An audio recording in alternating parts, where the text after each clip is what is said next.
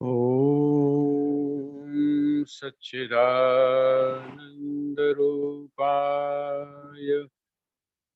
विश्वोत्पत्त्यादिहेतवे तापत्रय विनाशाय श्रीकृष्णाय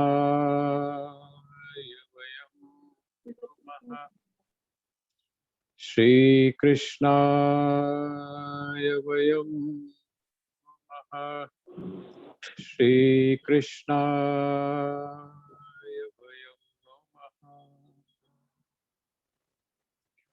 श्रीमद् भगवद गीता के स्वाध्याय सत्र में आप सभी का हार्दिक स्वागत है।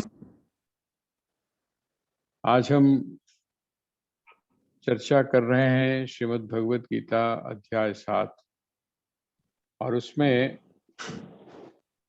श्लोक नंबर 21 को हम फिर से थोड़ा समझने का प्रयास कर रहे हैं।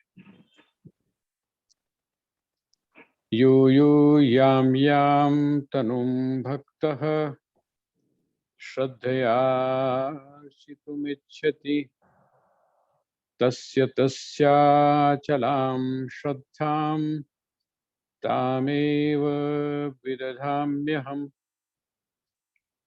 स तया श्रद्धया युक्तः तस्याराधनमीहते लभते च ततः कामान् मयैव विहितान् हितान्।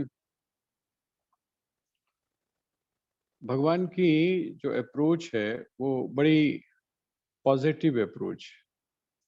मैंने आपसे कल निवेदन किया था कि स्वामी राम ने आप उनके अगर पूरे व्याख्यानों को पढ़ें तो उसमें कहीं पर भी उन्होंने किसी का खंडन नहीं किया है। हमारी जो अप्रोच रही है वो हमेशा विधेयक रही है, अर्थात सकारात्मक रही है।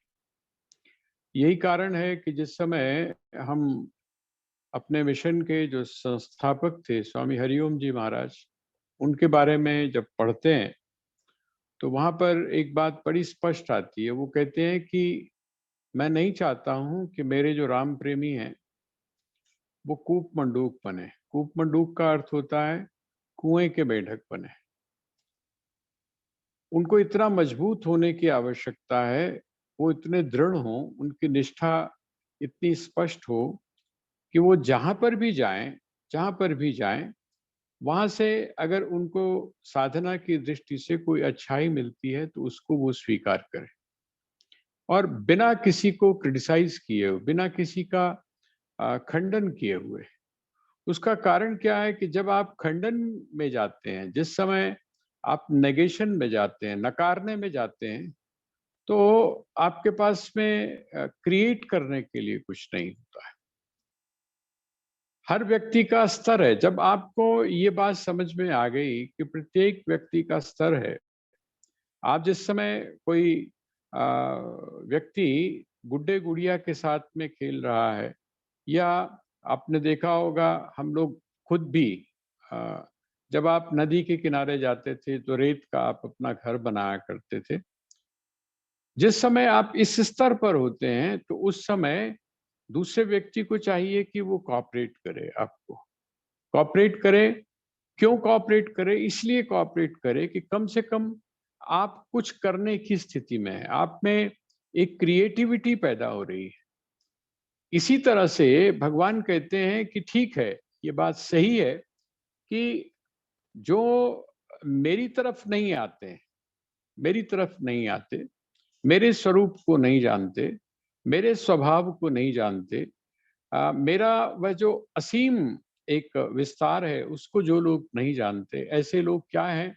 कहते हैं ऐसे जो सकाम कामनाओं से युक्त जो लोग हैं वो क्या करते हैं? विभिन्न देवताओं के पास जाते हैं। अपनी अपनी कामनाओं को पूर्ण करने के लिए देवताओं के पास जाते हैं। तो मैं क्या करता हूँ? कहते हैं मैं उनकी निष्ठा को मजबूत करता हूँ।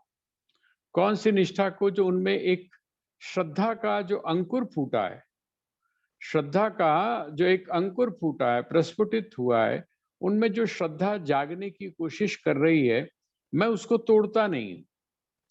मैं ऐसा नहीं करता हूं कि मैं उसको उखाड़ कर फेंक दूं, बल्कि मैं क्या करता हूं, मैं उसको पुष्ट करता हूं। पुष्ट क्यों करता हूं कि श्रद्धा कम से कम इस व्यक्ति में पैदा तो हो रही है, चाहे किसी देवता के प्रति ही सही। यद्यपि ये अज्ञान है, यद्यपि ये नाजानकारी है। ना जानकारी किस लिए, आगे भगवान बोलेंगे कि सकाम जो कर्म है, सकाम अर्थात कामनाओं को लेकर जो लोग देवताओं के पास जा रहे हैं, उनको रियलाइज होता है, बाद में जाकर रियलाइज होता है कि उन्होंने जो रास्ता पकड़ा हुआ है या जिस मार्ग से वो जाने की कोशिश कर रहे हैं, जिस मार्ग से अपने जीवन के लक्ष्य को वो पाना चाहते हैं, वो मार्ग ठीक नहीं है। इसका अनुभव उनको बाद में, लेकिन कहते हैं मैं उस समय उनको सपोर्ट करता हूं। तो ये भगवान की जो दृष्टि है वो विधेयक दृष्टि है। ऐसा नहीं ये भी नहीं है, ये भी नहीं है, ये भी नहीं है, ये भी नहीं, ये दृष्टि उनकी नहीं है। भगवान कहते हैं जो जिस जिस भाव से, जिस जिस भाव से, जिस जिस देवता के साथ जुड़ता है, मैं उसकी पुष्टि करता हूं। क्यों? उसका कारण यही है कि उसमें एक एक जो चीज है जिसको आप श्रद्धा बोलते हैं। बड़ा अच्छा मैं उसका एक्सप्लेनेशन एक जगह पढ़ रहा था कि श्रद्धा और विश्वास में क्या अंतर है। श्रद्धा में और विश्वास में क्या अंतर है? तो वो कहते हैं कि विश्वास का अर्थ है कि आप में कहीं ना कहीं अविश्वास भी कभी रहा है, और वो हो सकता है अविश्वास अभी भी आपके मन में कहीं गुप्त रूप से, कहीं सूक्ष्म रूप से हो। जैसे उसका उन्होंने बड़ा अच्छा उदाहरण दिया महापुरुष ने। वो कहते हैं जैसे सूर्य है, अब सूर्य उदित होता है तो उसके लिए आपको श्रद्धा करने की कोई विश्वास करने की कोई आवश्यकता नहीं। क्यों विश्वास कर? क्योंकि आप उसको सामने देख रहे हैं, उसको आप सामने अनुभव कर रहे हैं। जिस चीज का अनुभव आप अपने जीवन में कर रहे हैं, जिस चीज को आप सामने देख रहे हैं, वो है श्रद्धा का भाव। इसका मतलब जिस समय अब आप मानकर चलिए आप माँ की, दुर्गा की उपासना करते हैं और आपने ये स्वीकार करना शुरू कर दिया कि वह जो दुर्गा है, वो दुर्गा हमेशा हमारे साथ रहती है, माता रानी हमेशा हमारी रक्षा करती है। ये जो एक श्रद्धा का भाव है, ये जब आपके अंदर जागृत हुआ, धीरे धीरे धीरे धीरे आप जब आगे बढ़ते हैं, तो आपने देखा होगा कि पुराणों में भी आप जिस समय देवी भागवत को पढ़ते हैं, आप जिस समय शिव पुराण को पढ़ते हैं, आप जिस समय श्रीमद् भागवत को पढ़ते हैं, वो कहते हैं जितने भी ग्रंथ आप पढ़ते हैं, विष्णु पुराण को जब आप पढ़ते हैं, तो एक तो विष्णु पुराण का वो वाला पक्ष हो गया जहां पर कथाएं हैं, जहां पर लीलाएं हैं। लेकिन बीच में आप देखेंगे कि वहां पर तत्व की भी चर्चा है, जैसे शक्ति तत्व है। अब शक्ति आपको बताया गया कि ऐसी इस तरह से महिषासुर को मारने के लिए और उसको शुंभ को मारने के लिए, निशुंभ को मारने के लिए है, और रक्त बीज को मारने के लिए माँ ने तरह तरह की लीलाएं की, है ना। लेकिन जिस समय आप शक्ति तत्व पर जाते हैं तो कहते हैं वो शक्ति तत्व कौन है? तो कहते हैं वो शिव से अभिन्न है। शिव कौन है? कहते हैं वो शिव ब्रह्म का रूप है। तो शक्ति कौन है? कहते हैं वो माया है। इसका मतलब धीरे धीरे धीरे जो साधक है, जो पूजा करने वाला है, जो पूजक है, वो वहां पर, लेकिन अगर आपने शुरू में ही उसको नकार दिया, आपने कहा है बेकार किस चक्कर में पड़ा हुआ है, तो वो विखंडित हो गया, उसका जो व्यक्तित्व है वो विखंडित हो गया। अ से अनार जिस समय किसी बच्चे को पढ़ाया जा रहा है, आप उसको शुरू में ही कह दें अरे बेकार की बात है, ये कोई अनार थोड़ी ना है। किताब उसकी आप लेके अगर एक तरफ फेंक दें, तो वो जो एक अनार की तरफ जो उसकी क्यूरियोसिटी है, उसकी जो जिज्ञासा है, आगे जाकर जो उस अनार के वास्तविक रूप को वो समझता, वो उससे क्या हो गया? वो उससे दूर हो गया। कहते हैं इसी तरह से, इसी प्रकार से भगवान कहते हैं मैं विधेयक दृष्टि लेकर चलता हूं। आपने सुनी होगी, स्वामी जी ने, स्वामी राम ने अपने व्याख्यान में उसकी चर्चा की है संभवतः मैंने एक दो बार आपके सामने उसका उदाहरण भी दिया है कि कोई व्यक्ति गडेरिया, गडेरिया का मतलब जो भेड़ों को पालता है, भेड़ों को लेकर जाते हैं, तो भेड़ों को वो चराने के लिए गया हुआ था और एक छोटे से भेड़ के मेमने को, छोटा जो बच्चा है, उसको लेकर वो अपनी गोद में बैठा था और गोद में बैठा था, उससे प्यार कर रहा था। बच्चा चाहे किसी का भी हो, है ना, वो आपको सबका ही प्यारा लगता है। तो वो उसको गोद में लेकर बैठा हुआ है और गोद में लेकर बैठा है, तो भेड़ के जो बच्चे हैं या भेड़ जो है उसमें आप जानते हैं कि ऊन होती है, उसके बाल होते हैं। अब जब बाल हैं तो उनका कोई ऐसा तो है नहीं कि किसी ने उनको शैम्पू से नहलाना है या किसी ने उनको कंघी करनी है या किसी ने उनको उस वाले ऑयल से नहलाना है जिससे जुएं मर जाती हैं या चिच्चड़ मर जाती है। तो बेचारे वो तो नेचर में रह रहे हैं। आप घर में जब किसी पेट को पालते हैं तब आप इन सारी चीजों का ध्यान रखते हैं। वो भी इसलिए कि कहीं आप उसके गिरफ्त में ना आ जाएं या आपके बच्चे गिरफ्त में ना आ जाए।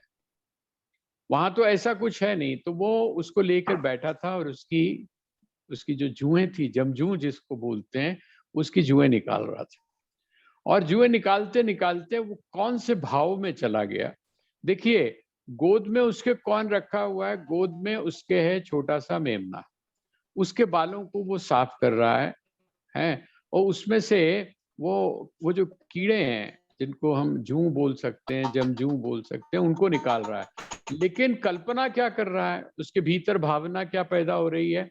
वो कहते हैं, हे खुदा, अगर तू भेड़ होता, अगर तू भेड़ होता और भेड़ का मेमना होता तो क्या होता? मैं तुझको अपनी गोद में बिठा के इसी तरह से, और तेरे शरीर में से क्या निकाल रहा होता?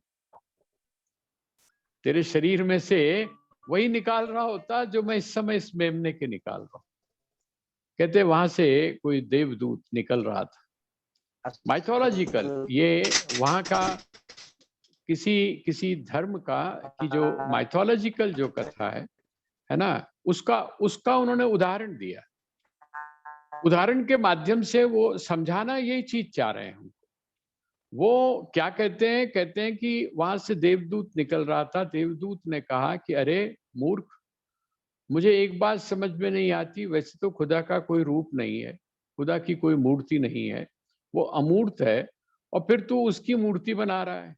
एक गलती ये कर रहा है, वो जो अमूर्त है, जो असीम है, उसको तू सीमा में बांध रहा है, उसकी एक मूर्ति बना रहा है। और मूर्ति भी किस चीज की बना रहा है? कोई राजा वाजा की बनाता तो बात समझ में आती थी। उसकी जो मूर्ति बना रहा है, अर्थात जो उसको तू रूप दे रहा है, वो कौन सा दे रहा है? भेड़ का। और वो भेड़ का भी क्या दे रहा है? भेड़ का, बड़ी भेड़ होती तो भी कोई बात थी, तू भेड़ के मेमने की बात कर रहा है। और मेमने को बनाने के बाद में भी तू आगे क्या सोच रहा है? तू ये सोच रहा है कि वो जो खुदा है, वो मेमना जब बना होगा और उसमें जुएं होंगी और उन जुओं को मैं निकाल, तो कितना बड़ा अनर्थ कर रहा है? तुझे तो जन्नत मिलने की बात तो छोड़, तुझे दोजख में भी जगह नहीं मिलेगी, नरक में भी जगह नहीं। अभी उसने इतना कहा ही था, डांटा ही था, इतने में ही वहां पर कहते हैं आकाशवाणी हुई। स्वामी राम कहते हैं वहां आकाशवाणी हुई और आकाशवाणी में ये बात आई। क्या बात आई? वो कहते हैं जब मुझे कोई आपत्ति नहीं है तो भाई तेरे को क्या परेशानी है? जब मुझको कोई परेशानी नहीं है तो भाई तेरे को क्या परेशानी है? मुझे भेड़ बनने में कोई दिक्कत नहीं है, मुझे भेड़ का मेमना बनने में कोई दिक्कत नहीं है। मैं मेरे शरीर में जुएं पड़ जाए, मुझको कोई परेशानी नहीं है। जब मुझको कोई परेशानी नहीं है तो तेरे को क्यों परेशानी? इसका मतलब क्या है कि वो जो भक्त है, वो श्रद्धा पूर्वक जिस भाव में जा रहा है, वहां से तोड़ने की आवश्यकता नहीं। ये हम लोगों के लिए भी सबक है। हम लोग भी क्या करते हैं, वो जी तुसी उत्थे जा रहे हो, बेकार है। अरे नहीं, ऐसा नहीं।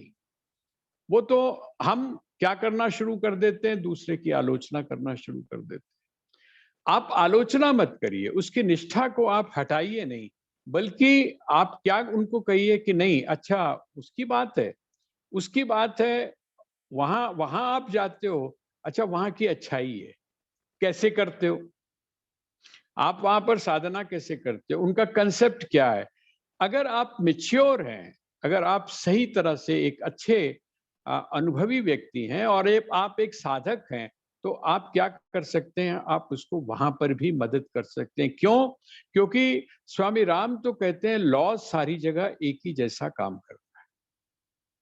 जो आध्यात्मिक नियम है, वो आध्यात्मिक नियम सारी जगह एक जैसे। आप कोई भी साधना पद्धति ले लीजिए, जैसे आप श्रीमद् भगवत गीता पढ़ रहे हैं, बड़ा बेसिक है, आपको आत्म संयम है या नहीं। आपके अंदर ऐसा तो नहीं है कि छोटी सी कोई बात कह देता है तो आप अपना मानसिक संतुलन बिगाड़ देते हैं, है ना। ये सारी चीजें बेसिक हैं। हम ये देखें कि उनके भीतर वो बेसिक चीज है या नहीं है, और अगर नहीं है तो हम उसको, वो जो उनका पॉजिटिव साइड है, उसको आप उठाने की कोशिश करें। आप क्या करें, आप ऐसा ना करें, ना ना ना ना ये करना आप छोड़ दें। क्योंकि वो जो ना ना ना ना करते करते होता क्या है, होता यह है कि हम अपने जीवन में ना ना करना ही सीख जाते हैं। तो स्वामी हरिओम जी ने इस बात को बहुत कहा है कि मैं चाहता हूं कि मेरे राम प्रेमी जो हैं वो इतने पुष्ट हों, इतने मजबूत हों, कहीं बहे नहीं। उनकी जो निष्ठा है वो बहे नहीं। ऐसा नहीं हो कि वहां गए तो वहां बन गए और इधर आए तो यहाँ बन गए, ना ऐसा नहीं। उनकी निष्ठा मजबूत हो। हाँ, वो इतने मैच्योर हो जाएं मानसिक रूप से, वो आध्यात्मिक धरातल पर इतने अपने आप को पुष्ट अर्थात समझदार बन जाएं कि उनको पता है कि इसके साथ में किस प्रकार से आपने डील करना है। जैसे जो अच्छा शिक्षक होता है, अच्छा शिक्षक होता है, वो अच्छे जो विद्यार्थी हैं उनको तो समझता ही है, अच्छे जो विद्यार्थी हैं उनको तो पढ़ाता ही है, लेकिन जिनको बिल्कुल नकार दिया जाता है, बिल्कुल नकार दिया। आपने अगर पंचतंत्र पढ़ा हो तो पंचतंत्र में के पीछे क्या स्टोरी है, यही स्टोरी है ना। वो राजा कहता है मेरे पुत्र जो है वो पढ़ते नहीं, वो पढ़ते नहीं है, किसी से भी नहीं पढ़ते हैं। बड़े बड़े शिक्षक मैंने बुला लिए, कोई नहीं पढ़ता। क्या कोई ऐसा व्यक्ति है जो उनको राजनीति की शिक्षा दे सके? तो वहां पर कहते हैं एक आया, और माना ये जाता है कि वो और कोई नहीं थे बल्कि वो कौटिल्य अर्थात चाणक्य थे। वो जो थे वो और कोई नहीं था, विष्णु शर्मा नाम के वो जो थे वो चाणक्य थे। तो चाणक्य ने उनको क्या किया, उनको पता है कि इसकी मानसिकता ऐसी है। एक बार मिले आपको पता चल गया कि इस व्यक्ति की मानसिकता इस प्रकार की है, इसकी सोच इस प्रकार की है, इसका जो सेंटर है, इसका जो सेंट्रल एरिया है वो इस तरह का है, इसकी प्रवृत्ति इस तरह की है। आपने एक बार में उसको पहचान लिया, अब आप उसको उस तरह से डील करना शुरू कर देते हैं। ये कौन है? तो ये एक आदर्श शिक्षक। उन्होंने उनको क्या किया, नीति, छोटी छोटी कहानियों के माध्यम से उनको नीति की उन्होंने शिक्षा दी। यहां पर भी यही बात है। इसका मतलब आप नकारात्मक, अपने बच्चों के बारे में भी हम लोग बहुत कभी कभी नकारात्मक हो जाते हैं, अपनी बहनों के बारे में, अपनी भाइयों के बारे में, अपने गुरु भाइयों के बारे में हम लोग बड़ा नकारात्मक हो जाते हैं। कभी कभी तो मैंने देखा है छोटे छोटे मुद्दों के ऊपर हम इतनी लंबी बहस कर जाते हैं जिसका कि कोई सिर पैर नहीं होता है, कोई जरूरत नहीं। भगवान ये कहते हैं कि मैं क्या करता हूं, मैं उसकी श्रद्धा को पुष्ट करता हूं। क्यों?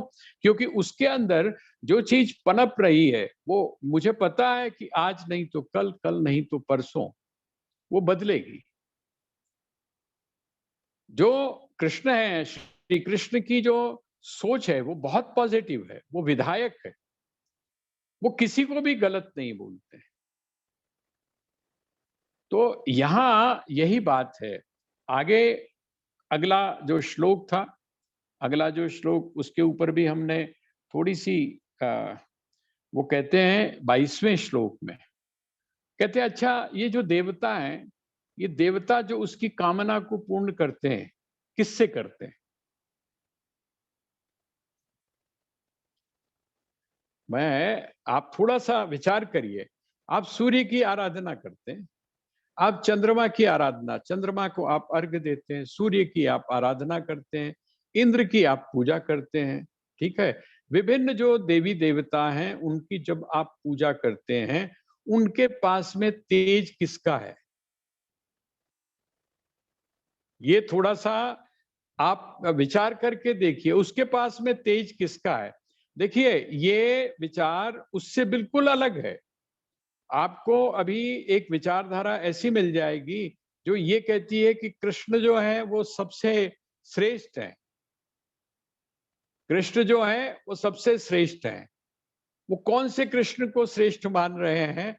वो श्रेष्ठ मान रहे हैं वो जो वसुदेव के यहाँ पैदा हो, वो उस कृष्ण को। लेकिन जो कृष्ण तत्व है, यहाँ पर भगवान जिस स्थिति में बैठकर, जहां पर बैठकर ये बात कह रहे हैं, वहां पर क्या है? वहां पर वो जो एक रूप है, उस रूप के बीच में उन्होंने अपने आप को सीमित नहीं किया हुआ है।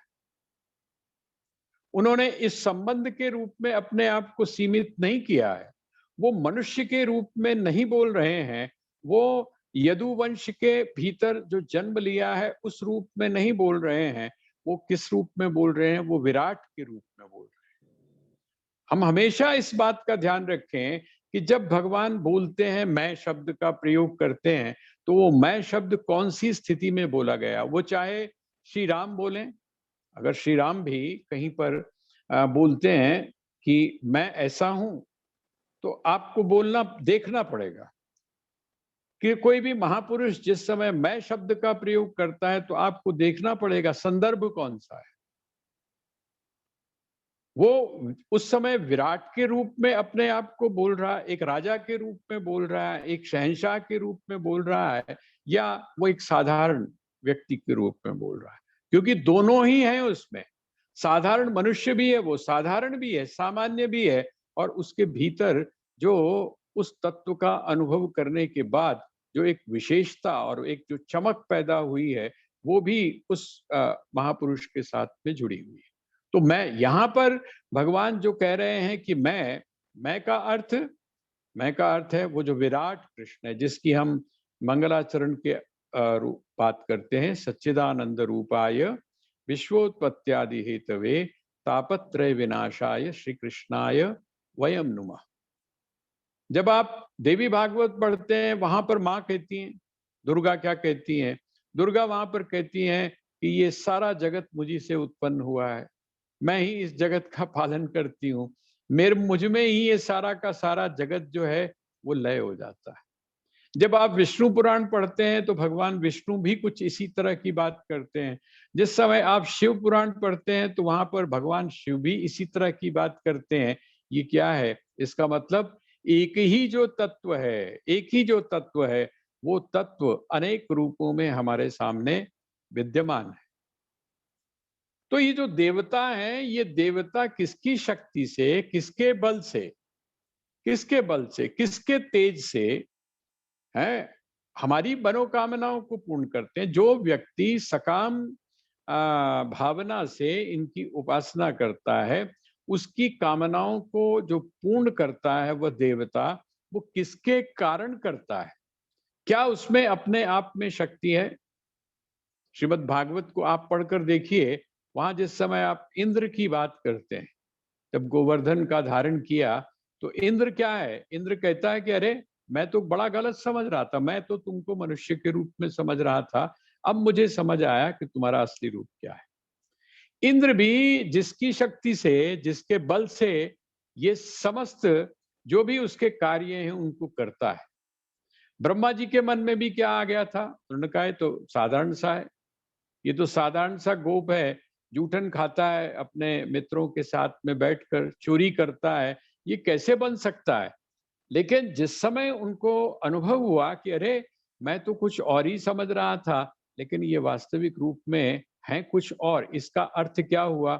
इसका अर्थ ये हुआ कि जितने भी हैं, जो भी देवता हैं, उन देवताओं को भी बल कहाँ से मिलता है? तो कृष्ण कहते हैं, मैं ही देता हूँ। आपकी जो कामनाएं हैं, आपकी कामनाएं देवताओं के माध्यम से जो पूरी होती हैं, उनको पूरा करने वाला भी कौन है? कहते मैं ही हूं। अच्छा, अब आप सोचिए, आप क्या करते हो? आप सीधा मंडी जाते हो ना? जब शादी-ब्याह होता है, छोटा-मोटा काम हो तब तो कोई बात नहीं है। अब तो वैसे तो सब कुछ सिस्टम चेंज हो गया, लेकिन अभी भी अगर आपके घर में छोटा-मोटा आपने हलवाई बिठाना हो, आपने घर के अंदर अगर काम करवाना हो, तो आप क्या करते हो? एक आदमी की ड्यूटी लगाते हो, कभी सीधा जा